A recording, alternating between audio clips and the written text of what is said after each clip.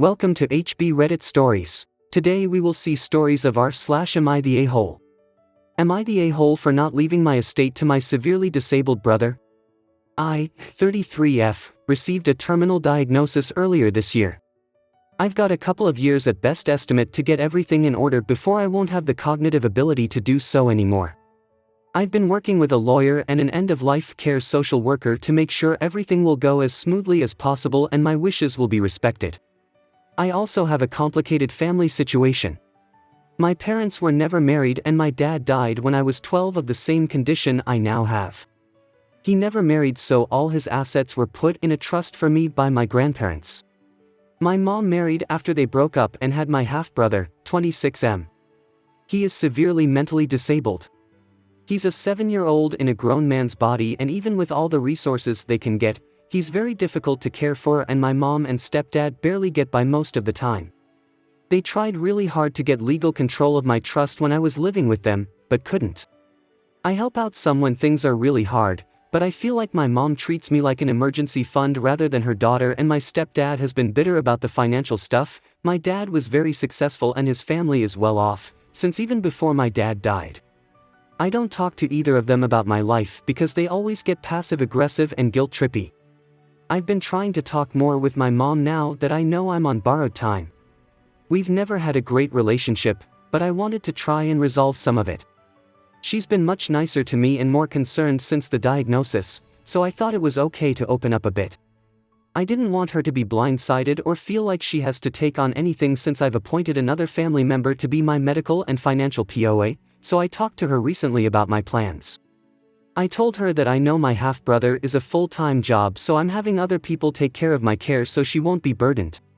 She was thankful for that, but then brought up how she always hoped that I would be the one to make sure my brother was taken care of when she was gone, and that in a way I still would be. She would put whatever I leave behind into his care fund and would make sure he knows it's from his big sister. This is where I might be the a-hole. I'm not leaving anything to my mom or brother. I don't have kids, but I have been the favorite auntie to my best friend's 2 children for their entire lives. They are the light of my life and I spend a lot of time with them. My BFF and I have been through a lot together. She and her husband have been the ones going with me to appointments and letting me crash in their spare room when I was too sick from meds to be home alone. Whatever is left over after I'm gone is going to the kids for college. I know it's money that could secure better care for my half-brother and take some of the load off my mom, but I feel like I want to help someone else now. Top comments. First, I just want to say, I am very sorry to hear about your diagnosis, and I am glad to hear you have a team of professionals helping you to make the transition easier. That is never an easy thing to hear or process, so please be kind to yourself and know it's okay to have range of emotions regarding this news. You are not the a-hole at all. It sounds like your close friends have really been your support network through this and are going to continue being your support network. That is wonderful to have friends like that. Your estate should go to whomever you want it to go to. Everyone seems to think there is this unspoken rule that family must be taken care of first, but what they don't realize is family isn't just about blood relations. Family is what you make of it. Your friend and their 2 children have been your family and support, so of course you want to ensure they are taken care of. A college trust is an amazing thing to leave for them, and it sounds like they will be grateful. Please don't give in to your mom and stepdad. Even if you did leave something for your brother, there is no guarantee it would be used to better his care, especially since they have tried to get access to your trust fund before. Stick to your feelings and wishes. Not the a-hole. You've thought carefully about your decision, and you're making arrangements that align with your values and relationships. Your half-bro's care is undeniably a huge responsibility, but it's also a responsibility that rests with your mom and stepdad. It's clear that you have a deep bond with your best friend's kids, who've been a huge source of comfort and support to you. Choosing to leave your estate to them is a deeply personal decision, and you have every right to direct your assets where you feel they'll bring the most meaning and fulfillment. Best of luck. Next story. Am I the a-hole for disinviting my daughter to Thanksgiving when she won't host Thanksgiving? Throwaway. In our family, holidays are rotated, so one person hosts the 4th of July, another hosts Christmas, and another hosts Thanksgiving, etc. This way, no one is constantly hosting, and it makes it fair for everyone. This post is about my middle daughter, Clara. Clara has always been skipping her host duties. When it gets to her, she has an excuse why she can't host. It ranges but usually goes along the lines of stress or she is too busy. This results in other family members to pick up her holiday. It is frustrating and multiple people have talked to her about this. She bailed on hosting Easter but promised me that she would do Thanksgiving. We swapped holidays. At the time I made it very clear she needed to stay true to her word, and if she dumped it on someone else she wouldn't be going to Thanksgiving. It usually gets dumped on me. Anyway, I called her asking if she wanted me to bring a dessert board for Thanksgiving. She told me that she could not host because she had just moved into her home. She moved in July, and it was too messy to host. I told her she could clean since it was a few weeks away.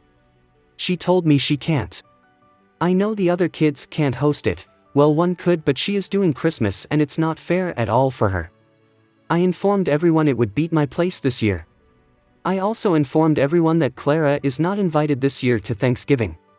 Clara was pissed when I told her that and we got into a huge argument. She thinks I am a big jerk. My other kids are split. 2 of them are happy since they are tired of picking up her slack when this happens, while others thinks this is too far. So outside opinion. Top comments. I'm really struggling to make a judgment here because I think the concept of everyone has to host one large gathering is kind of odd to me. My sister hates hosting people in her space and I'd never want to make her do it just because it's what is seen as fair.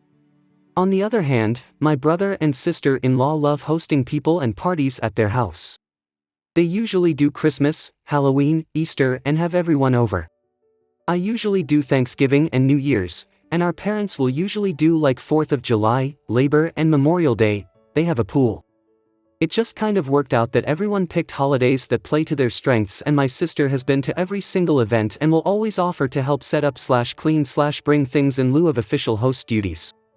I couldn't imagine forcing her to take on duties that she hates and makes her miserable, or tell her to not come to our parties, because I love her. Sure, I get stressed hosting too, but I'd rather have my sister to celebrate with than alienate her and still have to pick up slack. I think I'm leaning towards you are the a-hole because I don't think this should be such a forced procedure. This post is weird to me. Why would you try and force someone to host that doesn't want to? Her hosting is more important to you guys than being with her during a holiday? The rotation should include whoever wants to be included. It sounds like you're making holidays way too hard. Gather at whatever / whoever's house is biggest and doesn't mind visitors and everyone brings something. It really doesn't have to be this difficult. Next story. Am I the a-hole for refusing to let my wife spend my money on her best friend? My wife has known her best friend since middle school. Her friend is a lawyer and her family is quite well off. She makes a lot and is pretty generous with it. My wife has had a few things paid for by her. Specifically, she covered my wife's portion of her bachelorette trip. The other friends didn't make much and so she covered it. She also paid for a portion of my wife's rent twice, and she normally pays the bills if she and my wife go out for food. This friend is now marrying a doctor and I don't think they have any trouble with paying for anything they want. My wife is a SOM and I'm a mechanic. I bought home a bonus of $3,000 and when I told my wife, she immediately started talking about getting her friend a really expensive necklace from this brand she knows her friend really wants. She showed me and the cheapest necklace is $2,000 on the website. She insisted I should spend the bonus on a wedding gift for her friend. I shut her down and told her it's my bonus and she really cannot expect me to buy her friend something this expensive. I don't think wedding gifts even exceed $100. She began fighting with me saying I buy lunch out of the house and I have stupid hobbies that cost a lot of money, so why can't she spend some money like buying her friend a necklace? I do spend a bit on my hobbies and I have 2 cars, but I also work my butt off and her friend can definitely pay for it herself. She is marrying a doctor and they already have a house whereas we are still renting. I told her she is being insane and she insists we sit down and tally up everything I spent on myself in the last year, and if it's higher than $2,000 I should pay for the necklace. I think it's ridiculous to compare the two and I'm refusing to let her buy her friend a ridiculously expensive gift. She insists her friend has spent a lot on her and I also saved money because her friend pays for meals and activities whenever they hang out so she doesn't have to spend our money. I get that the lopsided relationship isn't the best, but then she should refuse to do anything that costs too much and let her friend decide if she wants to just hang out without doing anything that costs money. She refuses to talk to me now, and I'm wondering if I'm the a-hole here? Top comments. Not the a-hole for refusing to buy your wife's friend an expensive gift that's more than half of your 3K bonus. Potentially the a-hole for what sounds like an uneven distribution of money and/or input on how it's spent. When the spouse is a stay-at-home, the breadwinner can't lay total claim to income. My money versus our money. Supporting your stay-at-home spouse requires more than just ensuring their bare necessities are covered while you spend unilaterally on expensive hobbies and multiple vehicles, then complain about renting instead of owning your home. Your wife has a valid reason to question your cumulative fun money expenses. If you're legitimately concerned about whether you're the a-hole, you should oblige her and tally up everything you've spent this year on yourself.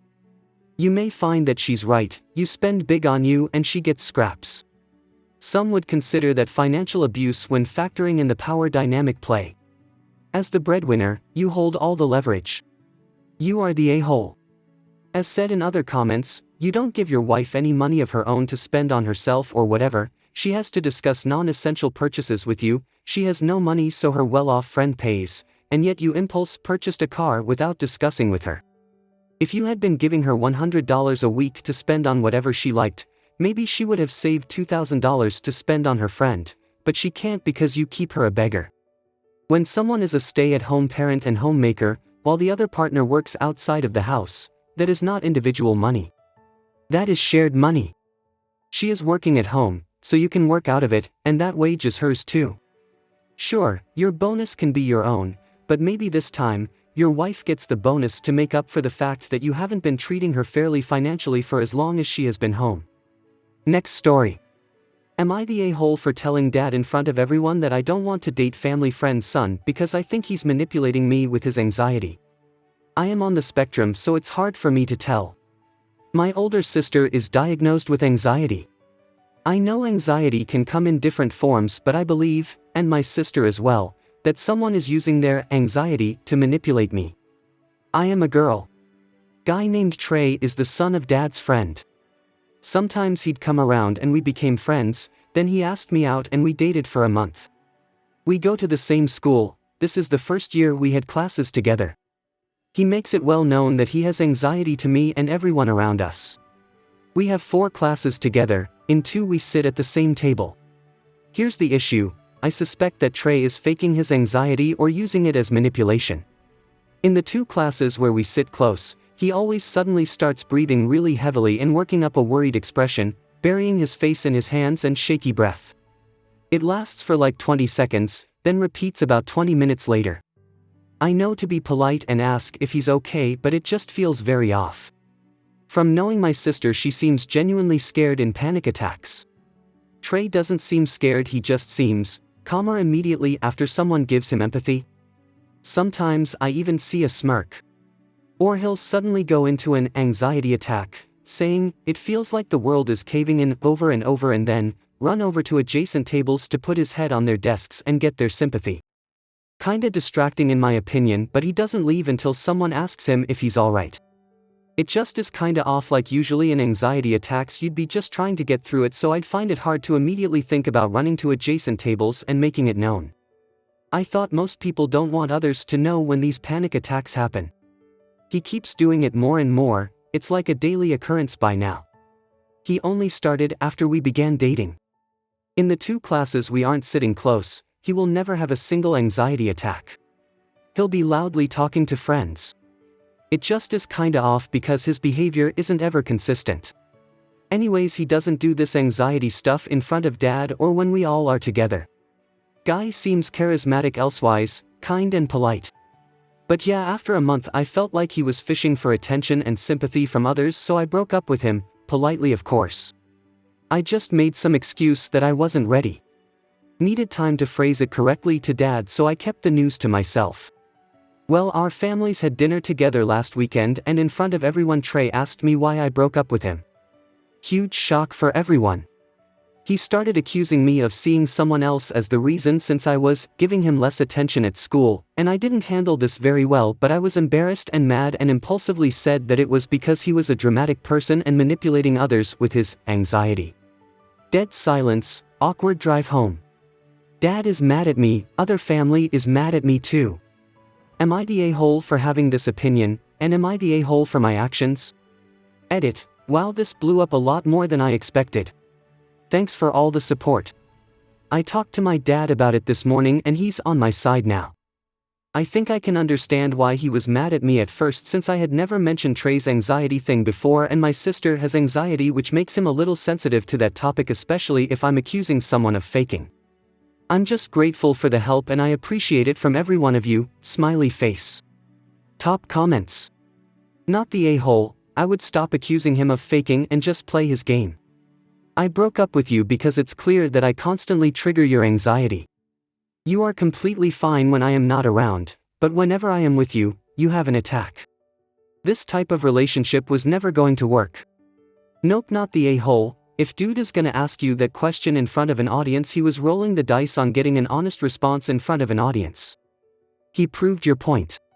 So let me get this straight. You were dating a charismatic guy. He was giving you some solid red flags, so you broke up with him. He called you out in the middle of a social dinner and accused you of cheating. You were caught off guard and were possibly a bit too honest. And you're the one they're mad at. Honestly, it doesn't matter if he does have anxiety, accusing you of cheating in front of everyone is like a red tarp, it's such a huge warning sign. Sure, you could have been more tactful in the situation, but he backed you into a corner. If you have to endure some anger from both families, that's a small price to pay to avoid what was clearly the wrong relationship for you. Not the a-hole. Be proud of how you stood up for yourself and don't back down. Not the a-hole. Congratulations on your instincts, very impressive for someone so young. You'll do all right in life. People will always enable and rise to the defense of a victim playing drama queen and pile on anyone who sees through the drama queen and stands up to them. Be prepared for that. It's not you, it's them. I hope you guys liked this video. If you did, make sure like, comment, share and subscribe the channel HB Reddit Stories.